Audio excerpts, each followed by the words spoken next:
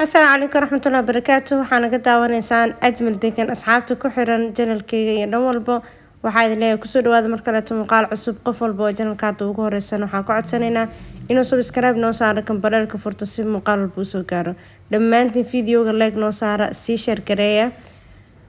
shukran lakum. waxaan maraynaa caymiska saawada ogtihiin ama aad taqaanaan intiina badan wadadan waxaa la yiraahdaa wadada warshadaha waxay kasoo bilaabataa X control balcad ilaa X control afkooye. X control afkooye kasoo bilaabana waxayna ku eg tahay X control balcad. labadaas X laamiga u dhaxeeya waxaa la yiraahdaa laamiga warshadaha. xilliga hore dowladda hore dadkii calafkii nasiibka u yeeshay warshadaha kulay areadan ama wadadan la yiraahdo wadada warshadaha warshado badan ku yaala sida anaga hadana loo sheegay. waxaa soo dhaafnay warshada hadeertaan la yiraahdo warshada baastada caymiska muuqaalka ka soo bilaabnay. marka waxaa dareemay dhul warshadeed inuu ahaa dhulkan oo dhan saadarteedna magaca uu ugu baxay wado walba magaca u baxay wuxuu ka turjumayay wadadaas waxa ay caan ku tahay. haddii ay shirkado caan ku tahay ama warshado wadada warshadaha in la yiraahdo magac walba baxo wuxuu ka turjumayaa meesha uu u baxay waxa lagu hayo. jidka warshadaha jid warshadeedu ahaa ilaa haddana qaybihii ama dowladda hore ay ka deganeed ama warshadaha ahaa sidii u banaan yihiin. almuhim muuqaalkeena maanta wuxuu noogu saabsanaanayaa area carafaad aan dhex maraynaa haddii ilaahay uu qadaro. waxaan idin tusinayaa wadada qubuuraha loo aadan ka baxaynaa xaafadahan dhex maraynaa waa qiimeynaynaa marka muuqaalka guud ee xaafada iyo weliba qiimaha lagu qiyaasayo dhulkeeda heerka uu marayo. carafaad waa meeshaan hadda taaganahay oo aan socono ma taagni waa soconaa laakiin carafaad meeshaana la yiraahdaa. derbigan cagaarka ah ee bidixdin ka qabanayo waa derbiga isbitaal carafaad. isbitaalkan wuxuu ku yaalaa jidkaas oo dhankeena bidix ah hadda sidaan u socono. waa kaas wadada haddaan idinkugu qabto isbitaalkana waa kaas. anaga waxaan u soconaynaa ama aan aadaynaa dhankeena bidix wadadan aada qubuuraha baan ku soconaynaa insha allah. wadadan waa arki doontaan xaafadahana sidoo kale waa dhex maraynaa. waa soo leexanay jidkan aan usoo leexanay waxaa la yirahdaa jidka qubuuraha wuxuu ku yaalaa carafaad. qof walba idin kamid uu yaqaana wadada qubuuraha la dhahaa magaca mar hore uu u baxay waana wadada qubuuraha ee carafaad. wadadan waa ku soconaynaa cabirka wadada waa 10 adinkan waa arki kartaan waa qiyaasi kartaan. meeshaan hore biyaha fadhiyo biyahaas waa ka leexanaynaa xaafadaha dhex maraynaa. jidku laakiin toos u baxaa soo ma istaago oo ma go-o toos u baxayaa. jidka maadaama meesha biyo ay fariisteen ma mari karno waxaa laga yaabaa inuu gad noqdo oo wadadan hadda aan usoo leexanay iyo dhammaan xaafadaha carafaad la dhahaa. carafaad magacaasay wataan oo magac kale ma lahan degmo ahaan waxay ka tirsan yihiin degmada yaaqshiid. degmadu waa degmada yaaqshiid xaafadana waa carafaad. dadka qaar baa waxay oranayaan carafaad ilaa kokoolo waa degmada yaaqshiid way ka baxday oo waa degmo ahaan daarsalaam ka tirsan tahay laakiin anaga ilaa hadda wax qoraal ahaan ah oo sugan ma hayno sababtoo ah daarsalaam degmo inay noqoto waa ognahay laakiin weli diiwaanka lama gelin meeshay ka bilaabanayso meeshay ku ekaanayso nalooma sheegin. macluumada markay soo baxdo sidii u soo baxda u qaadanaynaa markaasaana ku dhawaaqaynaa degmo kastana aan leenahay intay ka bilaabataa intayna ku eg tahay. intaynan macluumada kasoo bixinina sida hore ku soconaynaa oo hadda areadan oo dhan waa area yaaqshiid ama degmo ahaan waxay ka tirsan yihiin degmada yaaqshiid. dhulkan inta ugu badan agagaarkan ku yaalo cabirkiisu waa 20-15. dhulka cabirkiisu saas u badan yahay 20-15 halkii boos. dukumiintiyada dhulkan wuxuu u badan yahay sidoo kale inuu yahay dukumiintiyadii dowladda hore ee siyaad bare. wadooyinka marka waa aragtaan waa waasac maasha allah. degmada yaaqshiid inta badan waxaa ku naqaanaa jidadka ciriiri ma ku qabto.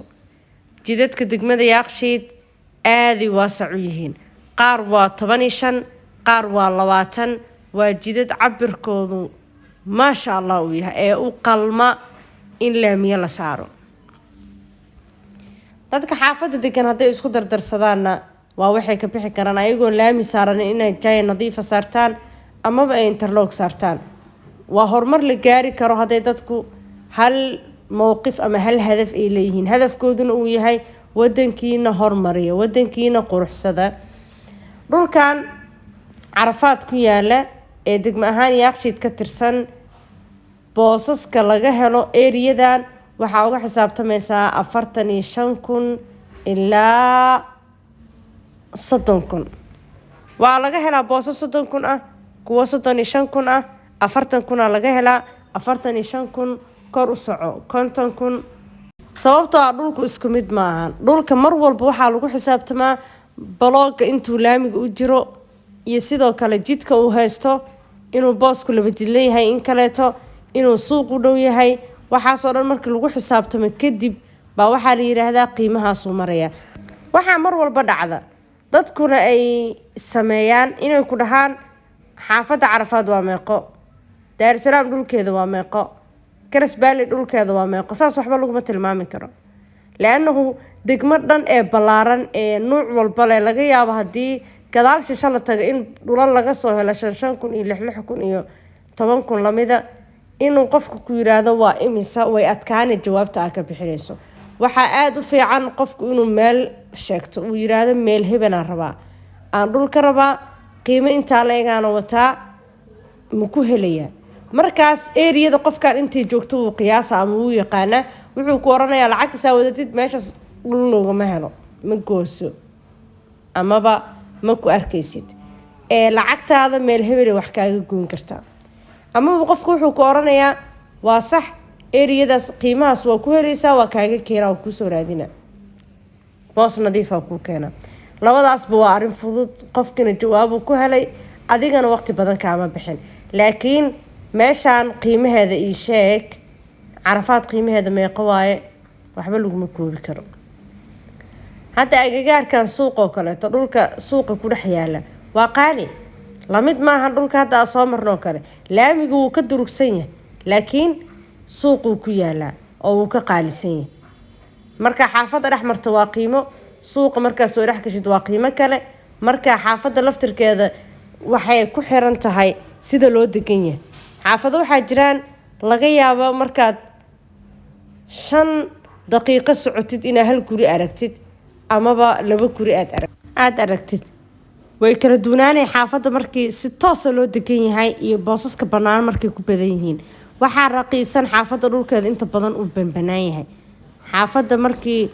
caadi loo degan yahay oo dad far badan ay degan yihiin oo boos aan dhisnaynba uu ku yar yahayna waa qaali marka waxaad ogaataan waxa wax lagu qiimeyn karaa qofku meeshuu rabana inuu sheegto qiimuhu wax ku rabana inuu sheego ama uu yiraahdo inta hadii wax lagu keeno qiyaas ahaan waa la dhaweyn karaa eriyadan xaafadahan hadda aan soo rax marnay Carafaad suuqa Kulyeeri eriyadiisoo dhan ilaa waxa tagtaa Iftiin dhulku waa kala duwan yahay boos ku qiimo ah uu yaryahay boos walba qiimo gooniyo wataa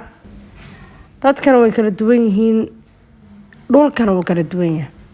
saadarteedu qiimaha u kala duwanaana almuhim qof walba ee eriyadan ama agagaarkan dhulka rabo ama boos ka rabo guri dhisan ha ahaado dhul faaruq ha ahaado insha Allah waan idin soo geli doonaa anoo idin tilmaamayo oo idin oranay kan waa qiimaha haddana waxaan idin sheegay qiimeynta guud sida guud ee loo qiimeyn karo eriyadan qofku uga xisaabtami karo waxa ku arkay boosas 55,000 ah kuwa 60,000 ah kuwa 65,000 ah waa soo deganaysaa 45,000 waa arkay 35,000 38,000 48,000 way kala duwan yihiin hadba waxaan qiimeynaynaa xaafadda sida u dhisan tahay annaga qiimeynteena markii laga tago hadda waxaan idin sheegay waa un iska qiimeyn laakiin markii laga tago boosas waxa jira ama dhul ama guriyo aan hayno oo qiimaha ay joogaan si caynan ah loo sheego oo qofku uu yiri anigu inta baa rabaa ama dhulkayga intaas uu gooyaa dhulka qiimahaas ah ee qiimihiisa naloo sheegayna waan idinla wadaagayaa oo waad arkaysaan insha Allah. qof walba oo Soomaaliya ee Muqdisho jooga ama ka maqan waxaa ka codsanaya in dadka la baraarujiyo qashimada guryaha hortooda la dhiganayo la iska daayo. qof walba qashinka inta jawaan ku aruuriyo gaariga qashinka uu saaro $5 oo nadaafad ah ku heshay waxba ma aha. qofkan xitaa awoodi karin inuu ka qoto uu ku duugo meesha uu banaanka dhigi lahaa. waa maasantihiin muuqaalka xigintaan ku kulmayno waxaan idin leeyahay wassalaamu calaykum waraxmatullaahi wabarakaatuh.